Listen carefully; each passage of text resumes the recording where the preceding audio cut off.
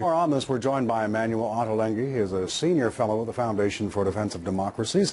Emanuele, welcome. We're expecting word from President Obama in just a few minutes. Meantime, as you know, the president has said that any move by the United States would be limited and narrow action. What do you think that means?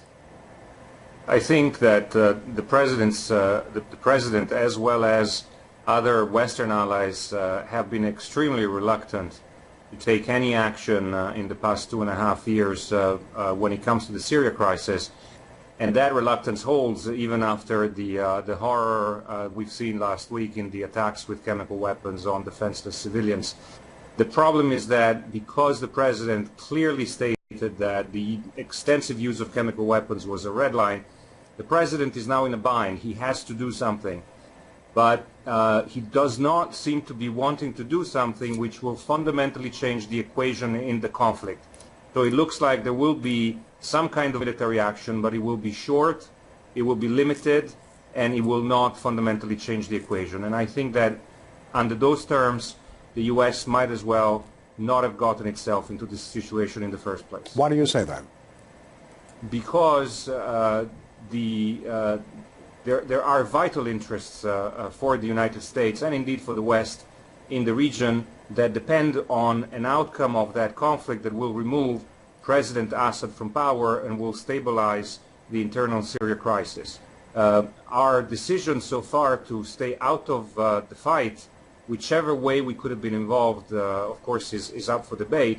But the decision to basically stand aside as indifferent bystanders has meant that other forces have been allowed to influence the dynamic of the conflict and its outcome eventually. And those forces, whether it's the pro-regime side backed by Iran and Russia, or the anti-regime side increasingly backed by Saudi Arabia, Turkey and Qatar, are not actors that see eye to eye with our worldview and want for Syria the kind of peaceful, multi-party democracy, open-minded, respectful, tolerant society that we envisage. So by staying out, we have allowed extremist forces on both sides of the equation to gain the upper hand. And if we continue to stay out and not try to influence the outcome of this conflict, it will end up being a victory either for the regime and its backers or for the jihadi extremists that are within the rebels coalition. If we do step in very decisively and back more moderate forces, we still have a chance to influence the outcome of the game. And that's, I think, where Western governments led by the United States, who remain still the first and only superpower in the world, should be looking at. Nonetheless, if an attack does go ahead against the Syrian regime of Bashar al-Assad, could a U.S. attack carry potential that Syria may retaliate against U.S. allies such as Turkey, Jordan, Israel, or even the United States itself? The Israelis have carried several airstrikes against army facilities in Syria in the last 2.5 years. Every time they felt that the Syrians were crossing their red lines, namely trying to transfer very important, very strategically important weapons to non-state actors such as Hezbollah. The Syrians did not retaliate.